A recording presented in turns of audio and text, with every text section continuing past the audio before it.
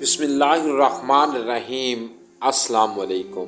نیلم کا دوسرا بچہ تھا، اس کی بیٹی ہوئی۔ اسے بتایا گیا تمہاری بیٹی ہوئی ہے۔ کسی نے مبارکباد نہ دی، ورنہ اس کے خاندان میں بیٹی کی پیدائش پر بہت خوشی کا اظہار کیا جاتا۔ بچی کی پیدائش گھر میں ہوئی تھی، سب کے منہ اترے ہوئے تھے۔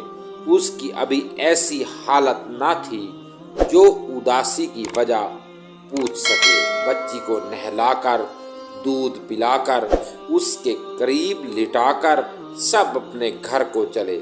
بچی سو گئی۔ چھوٹے بچے کے کپڑے کے بازو اتنے لمبے ہوتے ہیں کہ اس سے کوئی اندازہ نہیں لگایا جا سکتا۔ کچھ گھنٹے کے بعد بچی نیند سے بیدار ہو گئی۔ اب تو نیلم کی بھی حالت سنبھلی ہوئی تھی۔ اس نے پہلا کام بچی کے کپڑے تبدیل کرنے چاہا۔ جو ہی بچی کی قمیض اتاری، کیا دیکھا، بچی کے دونوں بازو آدھے آدھے ہیں۔ نیلم کی جو حالت ہوئی میرا اللہ تعالی جانتا ہے۔ اللہ پاک سب کو نیک صالح بے عیب اولاد عطا کرے۔